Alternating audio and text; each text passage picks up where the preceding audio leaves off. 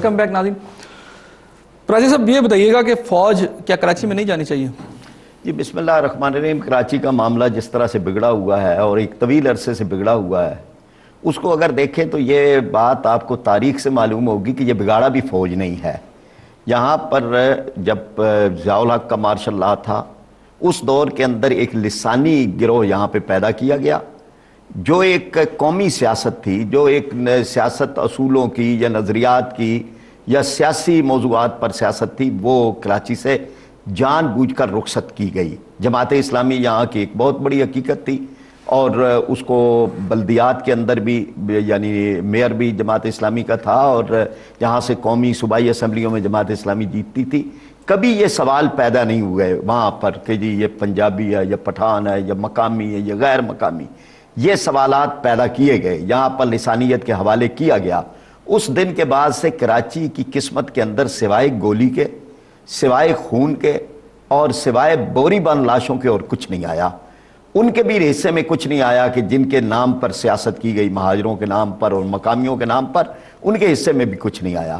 اب اس وقت فوج کا جہاں تک معاملہ ہے، ہم یہ سمجھتے ہیں کہ فوج معاملات کا حل نہیں ہوتا. ماضی کے اندر ہم دیکھ چکے ہیں کہ 3-4 آپریشن ہوئے ہیں.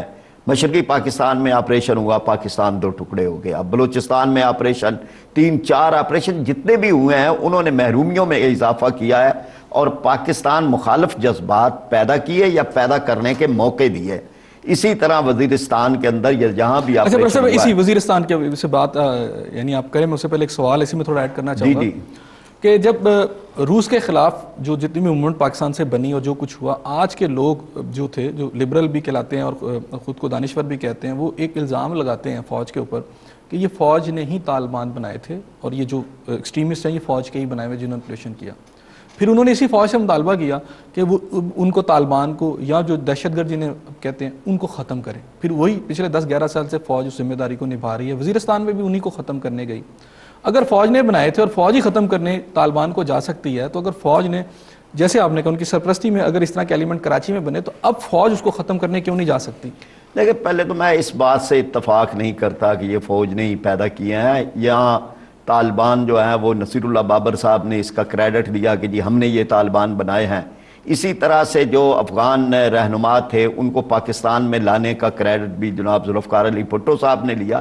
اس لیے میرا خیال یہ ہے کہ اس بحث کے بجائے کہ ہم اس میں چلیں، ہمیں جو حقائق ہیں ان کو مد نظر، اگر فوج نے بھی پیدا کیا ہے تو غلط پیدا کیا ہے. یعنی فوج نے اگر کہیں وہاں دہشت گرد پیدا کیا ہے یا یہاں دہشت گرد پیدا کیے ہیں یا ان کے کسی اقدام کے نتیجے میں پیدا ہوئے ہیں، تو وہ کوئی ملک کے ساتھ بھلائی نہیں ہوئی. اب یہ نہ کہ جی 1.5 کروڑ آبادی کا شہر ہے، ایک پھیلا ہوا شہر ہے، مختلف زبانیں بولنے والوں کا شہر ہے، اور فوج کو اگر اس کے اندر ڈال دیا گیا اور الجھا دیا گیا تو اس کے نتیجے کے اندر فوج اور عوام کے اندر فاصلے پیدا ہوں گے. اس کے نتیجے کے اندر وہ صورتحال پیدا ہوگی کہ جو یہ سارا کچھ کروانا چاہتے ہیں، یعنی میں یہ سمجھتا ہوں کہ اس وقت عالمی سازشیں چل رہی ہیں پاکستانی افواج کے خلاف بھی، اس میں خود امریکہ بھی اور بھارت بھی اور اسرائیل بھی شامل ہے. یعنی یہ کہ فوج یہاں الجھ جائے. ایک تو ہمارا بارڈر جو ہے کراچی کو کیا جلنے دیا جائے، جل کے خاکستر ہو جائے؟ نہیں، تو اس کا حل موجود ہے نا جی. اس کا حل قانون ہے، قانون پر عمل درآمد کیا جائے. اور یہ قانون کو تو استعمال ہی نہیں کیا گیا، قانون فیل ہے. قانون کو استعمال کیا. ایک بات مجھے تھوڑی سی بتا دیں، میں چاہتا ہوں کہ ان کی طرف جانے سے پہلے آپ سے پوچھ لوں، کراچی کا اس وقت جو مسئلہ ہے نا، وہ جو سب سے زیادہ نظر آتا ہے مایا، پیسہ. 18 ارب روپیہ جس میں سالانہ اکٹھا ہو رہا بھتہ خوری کے نام کے اوپر، یہ 18 ارب روپے سے زیادہ کی رقم ہے. میں نے بڑی محتاط اندازے کے مطابق اس کو منیمم کر کے جو مختلف ریسورسز سے ہمیں ملی وہ اس کے مطابق بتا رہا ہوں. جب یہ 18 ارب روپیہ، اس میں کہتے ہیں کہ بیشتر جو چنک ہے جو لوگ اس کو کلیکٹ کرتے ہیں، اس میں اپنی ضروریات نکال کے باقی چنک اپنی لیڈرشپ کو بھیج دیتے ہیں، یا وہ لوگ جو ان کی سرپرستی کرتے ہیں. اس میں تمام سٹیک ہولڈر جو اس وقت حکومت سندھ میں شامل ہیں وہ سب کے سب اس میں موجود ہیں اور ان کو وہ حصہ جاتا ہے. وہ جو حصہ لینے والے ہیں پھر وہ کیسے قانون کے پر عمل درآمد کرائیں گے؟ ان کو تو بھائی 18-19 ارب روپیہ بیٹھے بٹھائے ملتا ہے. جی یہی تو بڑی رکاوٹ ہے نا. یعنی اب تک کراچی کے اندر اگر امن نہیں ہوا تو اس کی بنیادی وجہ یہی پھتہ خوری ہے. یعنی جب سب کو حصے مل رہے ہوتے ہیں، جب سارے جو ہیں وہ، اور اس کے بدلے کے اندر پھتہ خور کوئی نہیں مارا جا رہا. یعنی تینوں طرف سے جو لڑائیاں ہو رہی ہیں اس میں کوئی پھتہ خور نہیں مارا گیا. غریب آدمی، لا تعلق، غیر متعلقہ آدمی، جس کا جرم یہ ہے کہ یہ پشتو بول رہا ہے یا پنجابی بولتا ہے یا اردو بولتا ہے، اس جرم کے اوپر سوائے دہشت پیدا کرنے کے لیے، خوف پیدا کرنے کے لیے، تاکہ فتح خوری کا کاروبار چلتا رہے۔ میں یہ سمجھتا ہوں کہ پاکستان پیپلز پارٹی کو یہ فیصلہ کرنا ہوگا کہ اسے فتح چاہیے یا اسے جو ہے وہ آئندہ اقتدار چاہیے۔ بصرہ صاحب مجھے یہ بتائیے گا کہ 18-19 ارب روپیہ جو اکٹھا ہوتا ہے بھتہ کے نام پر، وہ سٹیک ہولڈرز کو جاتا ہے، انہی کے لوگ ہیں، انہی کی سرپرستی، اب یہ کوئی ڈھکی چھپی بات نہیں ہے۔ راجہ صاحب نے بھی کہا کہ اب یہ فیصلہ کرنا ہوگا کہ پاکستان پیپلز پارٹی کو بھی کہ لیاری گینگ کی شکل میں یا وہاں امن کمیٹیوں کے نام پر بھی، کیونکہ ان پہ بھی الزامات ہے کہ بھتہ خوری، اور اس وقت 2 بڑے سٹیک ہولڈرز جو ہیں، اس میں ایون پیپلز پارٹی پہ الزام بھی لگایا MKM نے، اور وہاں سٹرائک بھی ہوئی ہے، ایک دن پہلے ہم نے یہ دیکھا وہاں سٹرائک بھی ہوا۔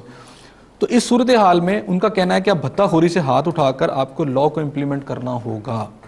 کیا آپ سمجھتے ہیں کہ سٹیک ہولڈر جہاں اتنا بیٹھے بٹھائے جی پوری یعنی پاکستان میں کوئی ایسی نظیر نہیں ملتی کسی شہر میں اتنی بڑی رقم بھتے کے نام پر، جسے ہم پنجابی میں جگہ ٹیکس کہتے ہیں، وہ ملتا ہو اور وہ جیبوں میں جاتا ہو، اور جب کہ ملک میں سیاست بھی پاور پولیٹکس ہوتی ہو، یعنی زیادہ سے زیادہ پیسہ کہاں سے حاصل کیا جا سکتا ہے، ایسے میں پاکستان پیپلز پارٹی کی گورنمنٹ کیسے وہاں پہ لا کو امپلیمنٹ کرے گی؟ احسن، پہلے تو فرید راجہ صاحب کی اس بات کو میں انڈورس کرتا ہوں کہ یہ جو مسئلہ ہے بہت پرانا مسئلہ ہے اور درینہ مسئلہ اور بہت پیچیدہ مسئلہ ہے کراچی والا، اور اس پہ تمام جماعتوں کو اب اپنے اپنے مفادات سے بالاتر ہو کر